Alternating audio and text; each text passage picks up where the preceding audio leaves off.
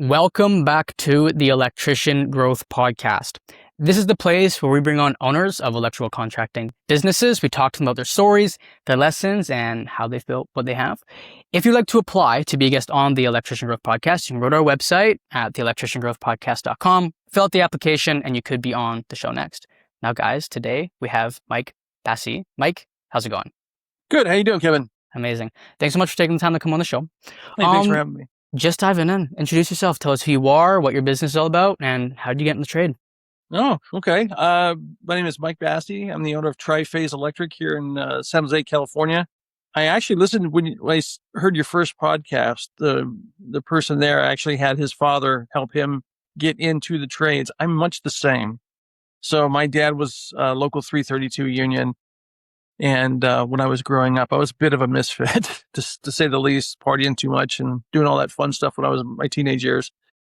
After a few years of doing that, moving around a bit, my dad finally sat me down, probably 21, 22 or something like that, and said, hey, you're not going to get rich doing this, but you're good with your hands. Maybe you should become an electrician. So I thought about it because I was doing a lot of customer service and that sort of thing, which actually has helped me now. But at that time, I thought, oh, maybe my dad's got something. He's got retirement and he's got all this and, he's doing all right. And all right, let's give it a go because I'm not doing anything working at some of these retail establishments. So I started at the bottom, just working for non-union contractors.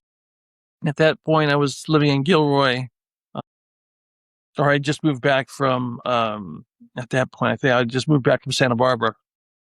And, I got a job at this one non-union company. I don't know if I should really mention companies, but I got a job there, and I worked there for about a year, and I had to go from Gilroy up to Menlo Park, which, if you know that drive, is a long time for $9 an hour. It's about an hour and a half drive each way, and I barely had any tools, but they they said they needed apprentices, and I was able to fog a mirror with my breath, so I was alive, and they said, okay, come on in. And so I worked there for about a year or so and kind of moved around from different jobs. And then I was able to get into the union at that time. Oh gosh, it must have been 1995 or something like that, probably 95. After moving around a few non-union shops, I got into the apprenticeship program. And I did that for 5 years and then turned out to a journeyman back in 2000 or 2001, and worked in the union for a couple of years. But then the union got slow, as it often does, and I was out of work for quite some time. And so I started picking up side work. And during doing the side work, I was realizing, geez, I'm making more money doing the side work than I am actually working. Even though it's word of mouth, at that time, there was really no internet to post things on. There was no Yelp, there was no Thumbtack or anything of these types. And so I just kind of word of mouth. I had a lot of friends at the time from high school that I guess just sort of helped me put my name out there a little bit. And I ended up eventually getting my license in 2002, my contractor's license. And from then on, I was Tri-Phase Electric, and that's kind of how I started.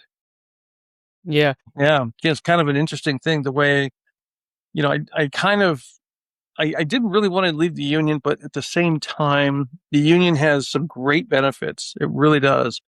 But also, like times like right now, they're slow. There's no one in the hall I mean, there's a lot of people in the hall trying to find jobs.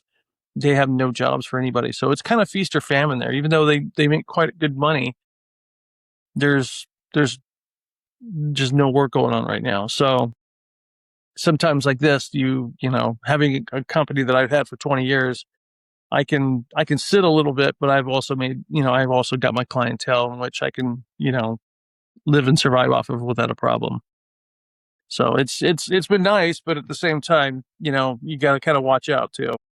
Yeah, I hear that from a lot of people who, they start out, they end up going to the union, it gets really slow, and they find a way to get some side jobs. They're like, you know what, I'm making way more money with these side jobs than I ever was at the union, right? Yeah.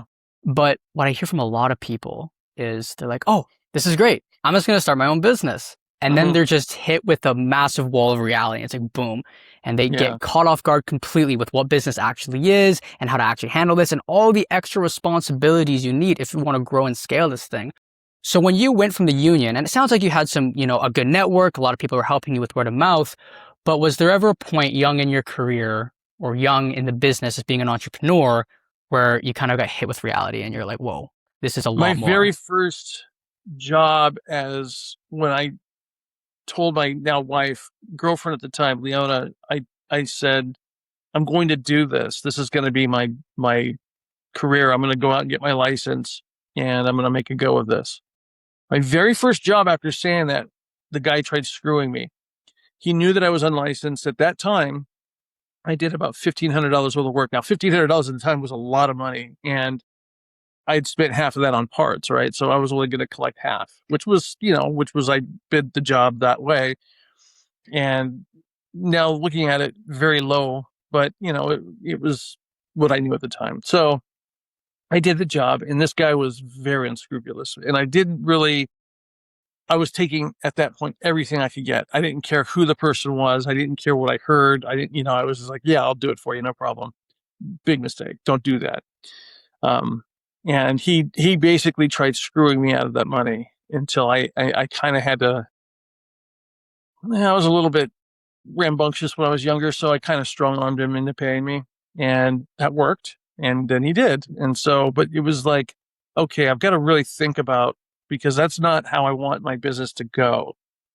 And being from when I was younger, kind of like I said, rambunctious and you know, um, that sort of elk, I kind of developed a little bit of a mean streak when I was younger. So if someone, I was always really, really nice to people.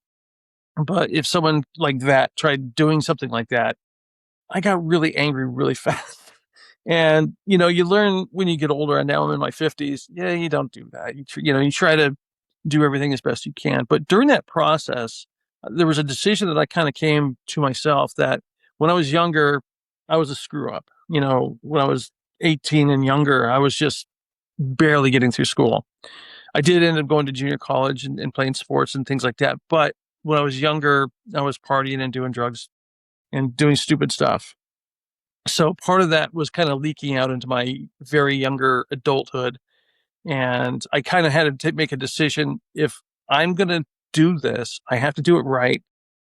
So I took some time with myself to really think about, okay, if I start from the get go, just making sure the customer's happy, no matter how long it takes me to do the job.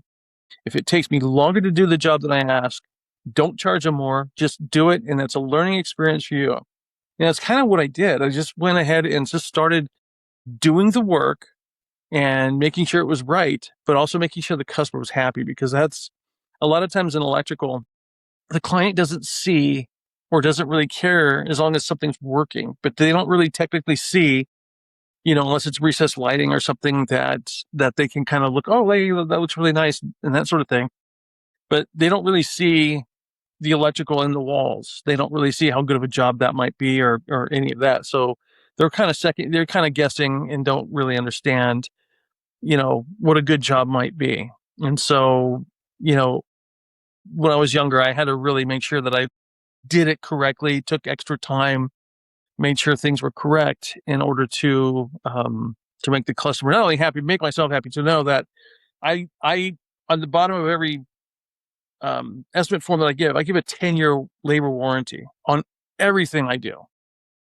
Now that's come back to bite me a couple of times with some bad LED lights, but I've had to fix that stuff. But that's part of doing business. If you make people happy and you stand behind your work, you're going to be successful. So I did learn that as a young man, and luckily that's carried through.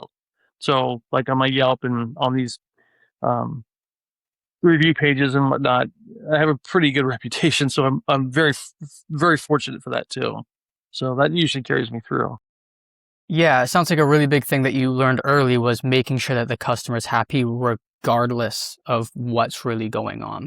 And Yeah. you said something in there where it's like, the customers, they don't really understand like all like the small like niche things about the electrical work, like how well it actually was. but it's still important to make the customer happy. And I talk to a lot of people and it's like, oh, what do you do to really make sure your customers are happy? And they're saying it's like, oh, well, I make sure that I use like these parts and like I do this my way and like I'm very specific and I'm just good at what I do. And it's like, that's good and all, but the customers don't necessarily understand that. Right. And Exactly. it doesn't matter how good the job is if the customer doesn't see it, right? You need to make sure that they're happy. So other than just doing an exceptional job, what are some things that you focus on to ensure that your customers are happy at the end of the job? Usually, yeah, that's a great question. Usually through the process, I'm hand in hand with him as best I can, and letting him know what the code is for certain things that we're doing on his project. So, say if we're doing recess lighting, I do a lot of recess lighting. Um, I let him know exactly what's code, what we can do, and what I use in order to do better work than say the next guy. Yes, I might be a little bit more expensive, but because we're using better parts, and this is what we're using, and this is why we're using it. Like if we're using halo lights, like I use a lot of or not halo, Elco lights. I use a lot of Elco lights. They have really good warranties. They take care of the customers. They have some of the newer technologies in LED lighting. And I use Lutron switches almost exclusively. I'm on Lutron's website as far as a distributor. For what reason, I'm not even sure why that is, but they have me on their website. So sometimes I get calls from them. But I try to use the good parts because I know with my experience of doing this for over 30 years now, I know that I'm going to do a good job, but I also want to make sure that my warranty doesn't get used, because if it does, that means something happened that I didn't do right. So just recently I had to I'm 150 miles from Sacramento.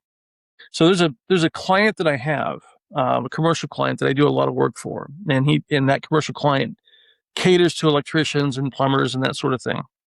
But they've chosen me to do all their commercial work. So they have a place in Sacramento, and I put in some high bay LED lights, and I put in, how many was it? It was 32 of them. This was 2 years ago. Well, that 10-year warranty, I still have that 10-year warranty. The lights had a 7-year warranty.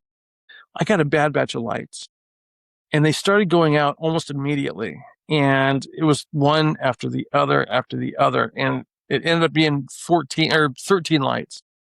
And last week, I actually just got done fixing all those. I called the company and told them, hey, look, we've got some bad lights here. The company, to their credit, was great. They fast shipped me their newest light. It was better, and no cost to me at all. It was great. So the only cost that I had was my time. And of course, my time is free because that's what I tell. That's part of being having a warranty, is my time becomes free. So I went up to Sacramento at 3 o'clock in the morning and finished the lights in one day, and came back, and I was pretty happy. They were ecstatic because I installed these years ago, and they're like, okay, we can call on him for anything that he did, and he'll go all the way up to Sacramento to fix it for free. He didn't charge us anything. And they were really happy with that because they'd called me a couple times to get it done. And there were some projects I needed to get done first, but also I was kind of waiting to the end of the summer I was hoping to wait to the end of the summer to find out if it was a heat related issue with these lights and if there's any more that was going to go out. So there might be another time I have to go up there and replace another 10 lights, which I'll do. It's just a day out of my time. I don't care. I have empty days in the schedule sometimes in which I can do that. So yeah, I was able to get it done, and they were pretty happy with it. Yeah, and I mean, like you're saying, it's like it's free, like you're not getting paid for it. You have to wake up at 3 in the morning and drive all this way to get this done. But like you said, they were ecstatic. They were happy So the with it. next Yeah. time that a problem comes up, they're going to be calling you. Or the Yeah. next time they're having a conversation with their buddy, who is potentially another commercial client, or they need residential work or whatever, they're going to know that this guy, stands on his ground, and this guy Yeah. is legit, and he's good at what he does, and he's going to Yeah. make sure I'm taken care of. So even though it took you a whole day of your time, that could potentially open up a whole other book of business just because you're doing the right thing, you're being honest, you're taking care of your customers, you're making Yeah. them happy, right?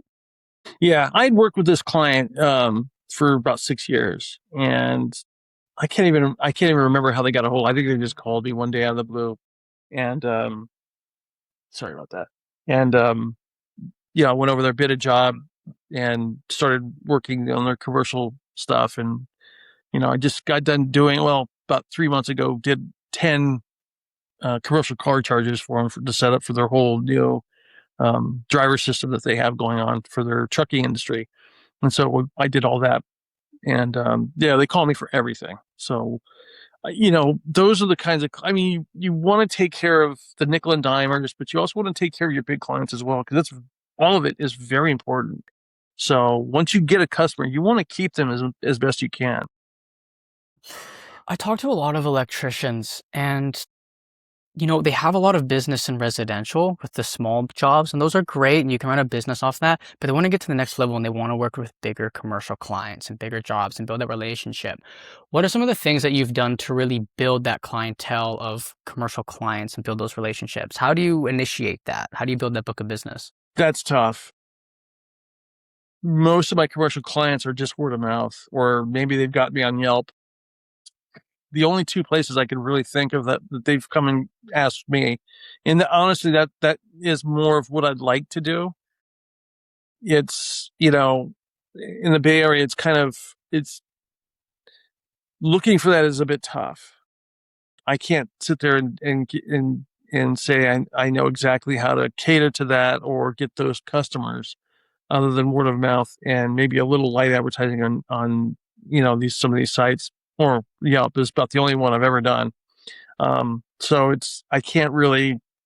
Yeah, I wish I could tell you I knew how to do it, because I'd rather work commercial than residential. That's how I was in the union for years. I started on commercial. It's a much nicer and cleaner way of doing it, as well as electrically. It's harder as far as like the schooling, Ohm's law and all the stuff that you need to do to be able to really do three-phase electrical correctly, um, and doing, machine wiring and all that stuff, which I'm really, really good at. But residential pays the bills, commercial pays for the fun stuff, I guess. But I'd like to do more commercial work, because it's just, to me, that's just nicer. It's nicer work to have, actually. Yeah, So you probably get paid. Yeah, you get paid more doing it because it's bigger projects. But I'm embarking on something residentially that's quite lucrative and quite nice. And it sort of came up because of the way the insurance companies in California now are. I can explain to that too. But yeah, right now, I'd love to get more into commercial, but I'm also thinking about retiring at some point. I need to think about that. yeah, I hear, but I feel like there's still an answer in that with what you just said, because you're kind of like, it's very tough. Like I can't just put my finger on it and be like, it's this one thing that's getting me this. But Yeah, you know, it sounds like a lot of that came from word of mouth, and that had to start with your residential jobs. And the way that you're going to get word yeah, of mouth is by making sure that your customers are happy, which is what we were just talking about with the yeah, previous question that I asked, right? So that kind of yeah. feeds into it. It builds your reputation. It builds up your reputation on, Google My Business Profile and Yelp and all these different things, to when it's time for that opportunity to come, you've put in the work. You're making sure you're doing a Right, good job. You have a really good reputation. So when it's time for that opportunity, you've already built that foundation. right. Yeah, yeah. You're right. Exactly. That's usually how it works. So taking a quick turn here, over the past 20 years of you having this business, what would you say have been some of the biggest challenges that you've faced as an entrepreneur? Taxes. California taxes are. I mean, I've. It's a take state without giving you anything, and as a business owner, you realize that really fast. So we get taxed. I mean, business owners in general get taxed unbelievably. I mean, it's like half of what we make is gone. So, we're taxed on the materials, we're taxed on the labor, we're taxed on this and that. I mean, it's just, I work in 13 different cities. Each of the cities, I have to have a license for that city that's renewable every year, and that's $100. When we get permits for, say, we're doing a car charger or a panel or something like that, that's $250. It's like another tax. Everything that we do, half goes to, Uncle Sam, who's not been a really good uncle, to be honest with you. and we get what's possibly left, So there's a lot that goes out, just to run a business out of the house, even with the tax guy that I have. I mean, I'm paying tens of thousands of dollars every year in taxes. And that's not just including the money that I'm making. That's like fees for everything. It's a lot. It's that's my biggest um that's the biggest drawback of working, I think, in California in general, but that's my business drawback overall. Yeah, like you mentioned, especially being in California, it can make it really, really tricky with the taxes there. Yeah, Yeah. it's crazy. I mean, the thing is with, even with having a contractor's license, once you get that license and you keep that license, you still have to pay every other year to keep that. That's about $400 to do that. When you see other people like off Craigslist or something like that work, underbidding you, they're not licensed. Well, the city doesn't go after them. But if I'm late on my fees, they come after me, even though I've had a license for 20 years. I've been late a couple times where I've forgotten to, it's like, oh shit, I got to do this. Here's another $100, 50 to $100 fee for being late or something like that.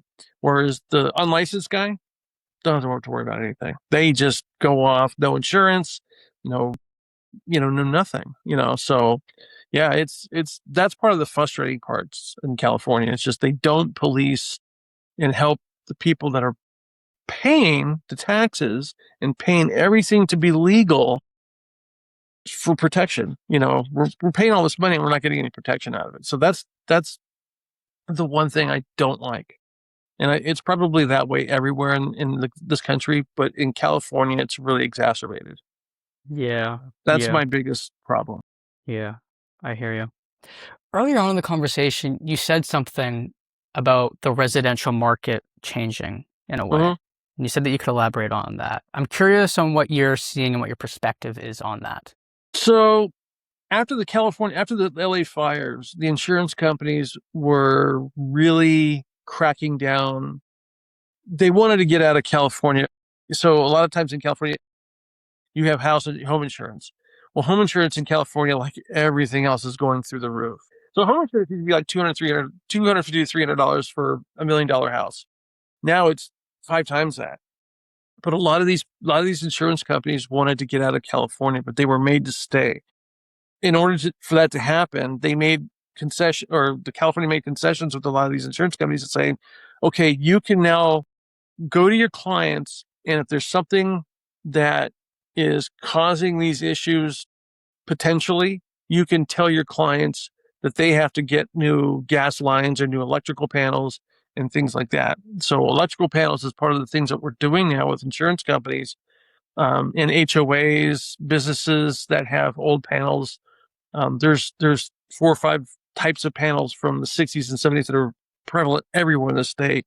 So we're doing a lot of, like HOAs where we come in and deal with PG&E. We deal with the city, all the logistics that need to be done in order to change these panels out to make it so that um, the insurance companies are able to make sure that their clients are covered, because they're telling customers right now all over the state that if you don't change your $5,000 electrical panel, which it will sometimes cost to get some of these out and put new ones in, if you don't change this out, we're dropping your coverage. And it's not one insurance company, it is all of them. So when you buy or sell a house down in California, or if they will sometimes go through the history of that house, and they're being paid to do this, to where they'll look and see what you have electrically, either your main or sub panels or gas lines or whatnot, and say, okay, the number one issue with homes that need insurance is flood damage. Second, it's electrical. Third is fires. Well, 2 and 3 are basically together. So it's the electrical that usually causes the fires, or potentially a gas line. But for electricians, we have to know what, as far as like the panels. So there's some electrical panels that we now are changing out in order to do that, which it's nice for us, but for the customer, I really feel for them, because they're being told by the insurance companies, and they're not paying for any of this at all. They're not paying their clients. They're not telling them they're going to save money. they're not doing anything. They're just going to say, okay, we'll give you coverage. That's it. So they're making customers spend up to $10,000 sometimes on changing a main and sub panel if it costs that in a really tough type of installation. They're making them do that, and a lot of people can't afford that. So we're trying to make it so that we can give them options in order to have financing for that. If we could give them a deal here and there, then I'll work with them on that, because it's really, it's within their best interest, and they get coverage on their house, because they can technically lose their house if they don't have insurance coverage. So yeah, it's happening all over California. So not only is it happening with businesses or residential, it's happening with industrial and businesses. So right across the board for the next 5 to 10 years, they're sending out letters, and they give you a specific amount of time in which that they need these things done. And I think it's a little unfair, but who am I to say? The insurance companies want to make more money. They're losing, like in Southern California, they lost billions.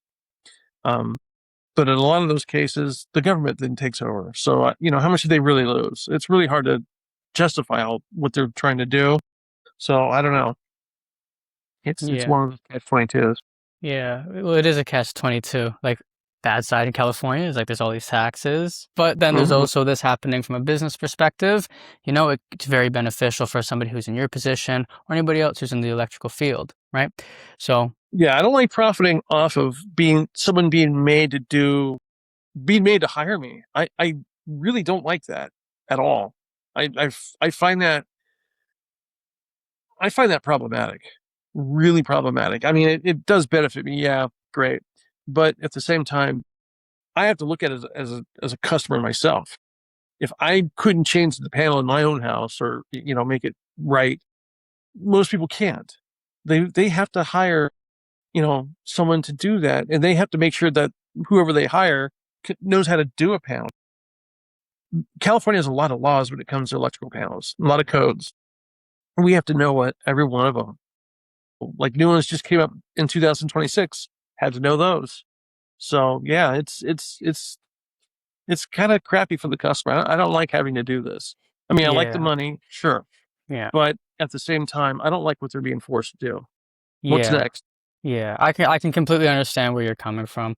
I guess where because it can kind of feel like, oh, well, they have to do it. Like, this isn't really Yeah, fair. Like, the government is kind of forcing them. All these insurance companies are forcing them to do this. But I think where the value comes in from you and where you actually earn this is because you know that you're going to do a good job and you're going to take care of the customer. And if if there's some warranty that needs to get done, you will drive out and you will get it solved, and you have no hard feelings about that. You're going to make sure yeah. that they're taken care of. Because if there was nobody like you and there's all these other electrical people who are in the space, and they don't know how to do a panel, or they cut corners, or they don't do it the right way, and then they get a shitty job. Well, now they just have to redo it again, and it's just not going to be good. It's not going to be safe, right? So there's That happened to me pros and recently cons. too. There you go. Like, what do you mean? Like, you had to do your panel and somebody came in? I mean, like, I just got done doing 45 homes for an HOA, doing the mains and sub panels, and I had hired a secondary contractor who I've worked with before. He's a fellow car person, and so we met at a shop in Campbell, California.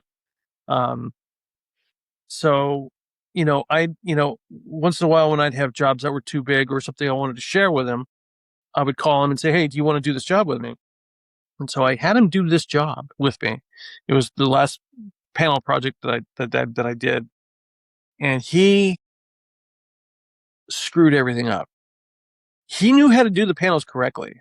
He really knew what he was doing, but he just got in there really fast, did it, and just did such a terrible job. I had to fire him. And it was the first time I've ever had to fire a secondary contractor helping me for doing really bad work. And so I had to go and videotape the things that he was doing. I had to go and replace one of his panels because the city wasn't going to, they weren't going to pass it. So we got the meter release when he did it after I did some fixes to it, but then they said this needs to be changed out. So I had to call PG&E back and redo that panel. So yeah, it was a bit of a mess, and he wasn't happy with what I took him to a restaurant and fired him there.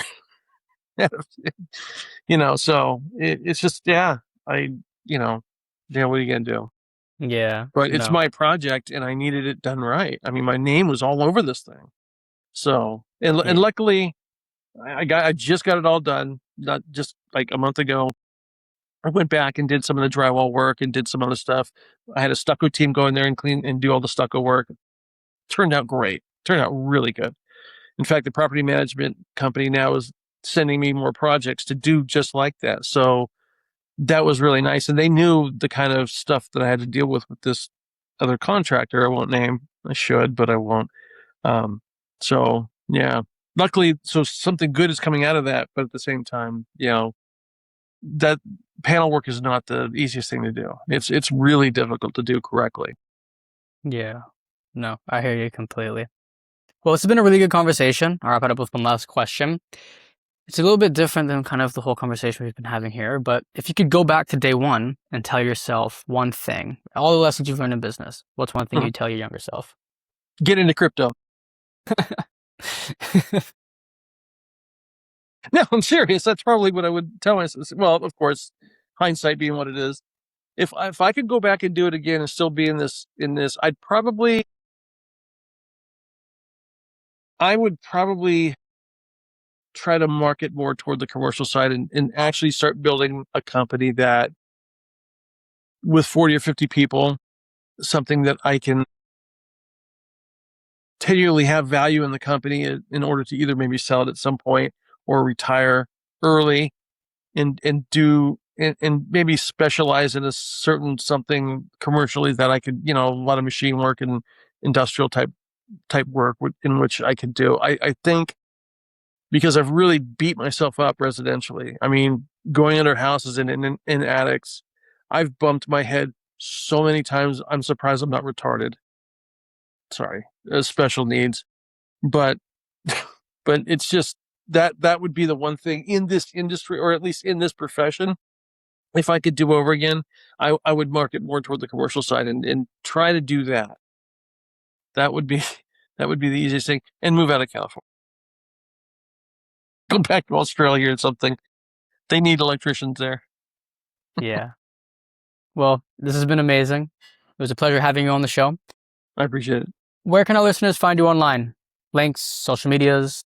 Oh, I don't have really much in the line of business social media. I usually personal on Instagram, no65 mph, which is my license plate on my streetcar.